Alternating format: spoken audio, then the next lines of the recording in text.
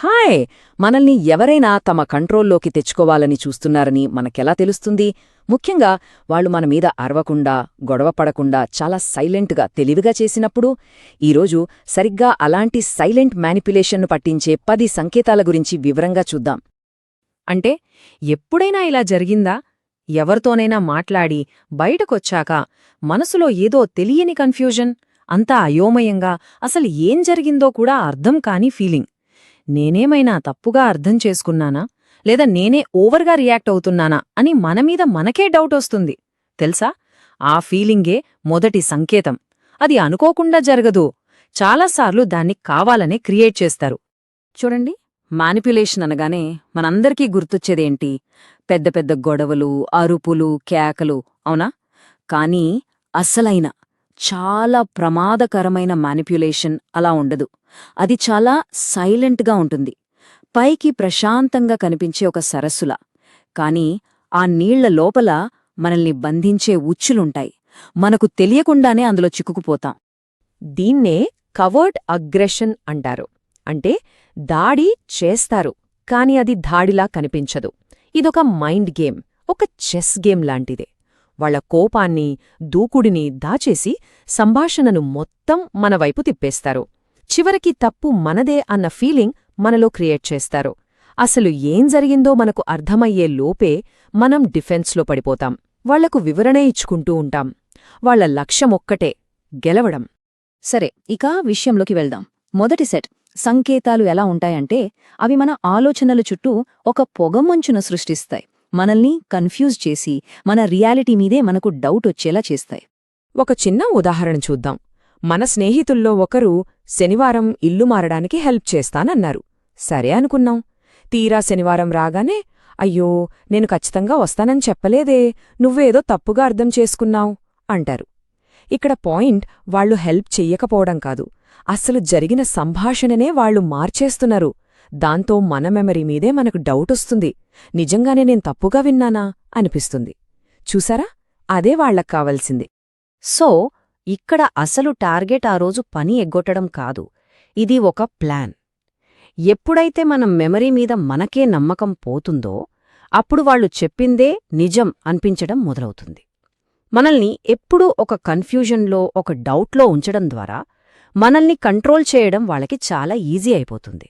ఇంకో సిచ్యువేషన్ చూద్దాం. వాళ్లన్నమాట మనల్ని బాధపెట్టిందని చెప్పామనుకోండి.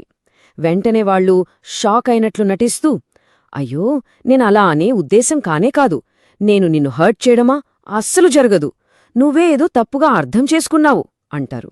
అంటే వాళ్లు మన ఫీలింగ్స్ని పక్కన పెట్టి మన అండర్స్టాండింగ్నే ప్రశ్నిస్తున్నారు. ఈ అమాయకంగా నటించటం అనేదే ఒక పవర్ఫుల్ టాక్టిక్. ఇది మొత్తం ఇష్యూని తలకిందులు చేస్తుంది. వాళ్ల ప్రవర్తన గురించి జరగాల్సిన చర్చ మన ఫీలింగ్స్ కరెక్టా కాదా అనే దానిమీదకొచ్చేస్తుంది. అంటే అసలు సమస్య నుండి మనవైపుకు ఫోకస్ షిఫ్ట్ చేసేస్తారు, చాలా తెలివిగా.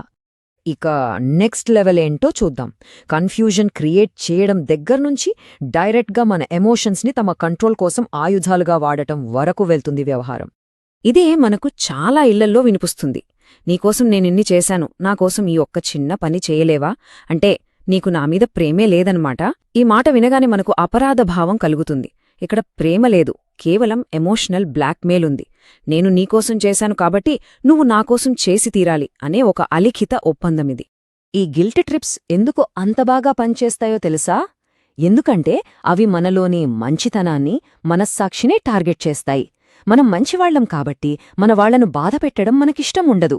మన ఈ మంచి గుణాన్నే వాళ్లు ఒక ఆయుధంగా వాడుకుంటారు. ఆ గిల్టుతోనే మనల్ని లొంగదేసుకుంటారు.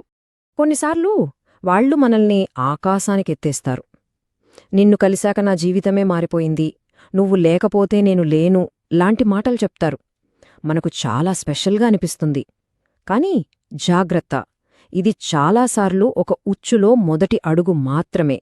ఎందుకంటే ఆ తర్వాత మనం చిన్నగా నో చెప్పినా, లేదా ఒక చిన్న బౌండరీ సెట్ చేసినా చాలు, మొత్తం మారిపోతుంది. రోజుల తరబడి సైలెన్స్ మనల్ని పూర్తిగా ఇగ్నోర్ చేస్తారు.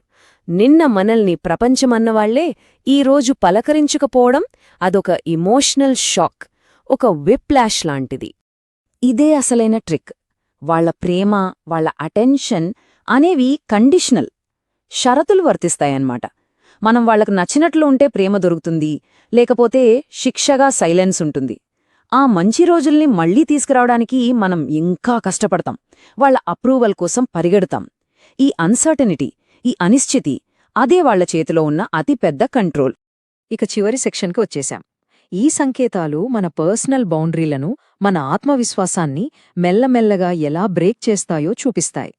ఉదాహరణకు, నేను ఈరోజు రాత్రి బయటకు రాలేను అని మనం చెప్పామనుకోండి.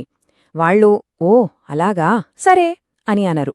బదులుగా అయ్యో ప్లీజ్ కొంచెం సేపే కదా, అంత స్టిఫ్గా ఉండకు, నువ్వు రాకపోతే నాకు చాలా డిసప్పాయింటింగ్గా ఉంటుంది అని అంటారు. అంటే మన నో అనేది వాళ్ల దృష్టిలో ఫైనల్ ఆన్సర్ కాదు, జస్ట్ ఒక నెగోసియేషన్ స్టార్టింగ్ పాయింట్ అంతే. ఇలా పదే పదే జరిగినప్పుడేమవుతుంది? మన బౌండరీలు బలహీనపడిపోతాయి. ప్రతిసారీ నో అని చెప్పి దానికి ఫైట్ చేయడానికి మనకు ఓపిక ఉండదు. సరేలే గొడవేందుకు అని మనం అలసిపోయి ఒప్పుకుంటాం. మెల్లగా మన హద్దులకు విలువే లేదని మనమే నమ్మడం మొదలుపెడతాం. ఇక చివరిగా చాలా కామన్గా వాడే ఇంకో మాట, వాళ్ళ ప్రవర్తన వల్ల మనం ఇబ్బంది పడ్డామని చెప్తే వెంటనే ఓరి దేవుడా నువ్వు మరీ టూ సెన్సిటివ్, అది జస్ట్ ఒక జోక్ అంటారు. ఈ జోక్ అనే పదం ఒక షీల్డ్ లాంటిది. దాన్ని అడ్డుపెట్టుకుని వాళ్ళు చేసిన తప్పుకు బాధ్యత తీసుకోరు. పైగా ప్రాబ్లమంతా మనలోనే, మన సెన్సిటివిటీలోనే ఉందని మనల్ని నమ్మిస్తారు. ఇది చాలా డేంజరస్. ఎందుకో తెలుసా? కాలం గడిచే కొద్దీ మన ఇంట్యూషన్ని, మన గట్ ఫీలింగ్ని మనమే నమ్మటం మానేస్తాం. ఏదైనా తప్పనిపించినా సరే, లేదు బహుశా నేనే ఓవర్గా ఆలోచిస్తున్నానేమో అని మనల్ని మనమే సర్ది చెప్పుకుంటాం. మన ఇంటర్నల్ వార్నింగ్ సిస్టమ్నే వాళ్ళు స్విచ్ ఆఫ్ చేసేస్తారు. సరే, ఇప్పుడుదాకా మనం చాలా సంకేతాలు చూసాం.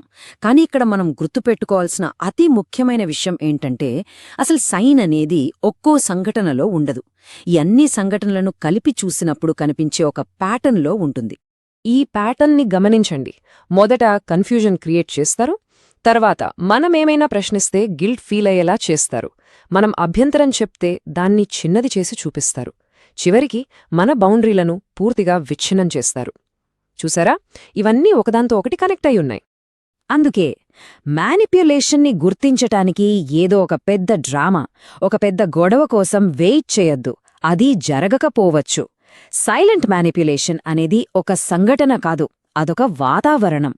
మెల్లమెల్లగా మనల్ని చుట్టుముట్టే ఒక ఎన్విరాన్మెంట్. ఆ పదే పదే రిపీట్ అయ్యే ప్యాటర్న్ ఏదైతే ఉందో అదే అసలైన అతిపెద్ద సంకేతం. ఒక్కసారి మనసు పెట్టి ఆలోచించండి. మన జీవితంలో ఇలాంటి ఏ ప్యాటర్న్స్ మన దృష్టిని కోరుతున్నాయి? మనం గమనించకుండా వదిలేస్తున్నవేమైనా ఉన్నాయా?